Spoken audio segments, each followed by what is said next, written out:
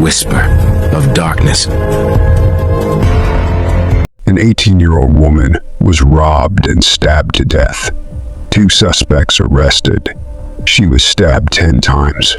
That's what happened to a student in Binangonan, Rizal.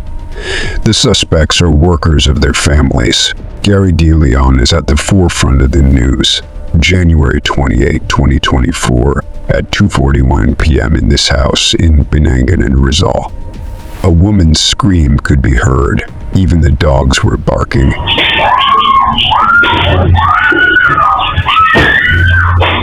Just a minute later, a man without a shirt would be seen coming out. He briefly stopped to wipe his feet on the sand. He also wiped his legs and then left the gate. After that, the 18-year-old Luisa de la Cuesta's body was found covered in blood. A first-year college student at the Polytechnic University of the Philippines, Santa Mesa. She was alone in the house when the crime happened because her grandfather, Roberto, happened to buy something outside. In our backyard, I saw footprints, really barefoot. So I was surprised. I called my grandson. He didn't reply 2 calls.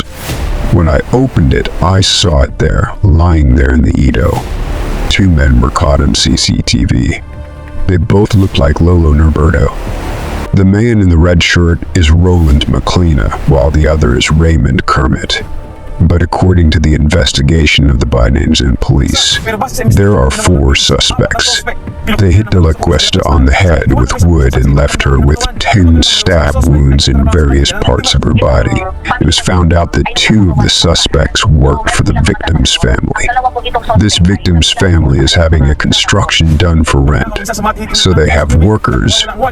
These 2 suspects are among their workers. Theft is one of the angles being looked into in the crime because De La Cuesta's wallet and cell phone are missing.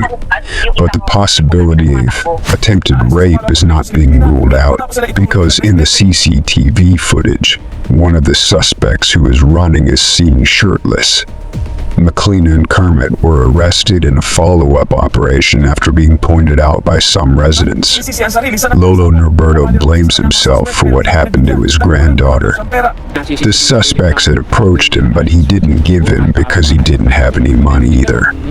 I blame myself. If I hadn't left, maybe somehow I could have defended my child. There are also those who say that if it had been me, maybe the same thing would have happened. For now, the 2 involved in the crime are still being pursued. They will face charges of robbery with homicide.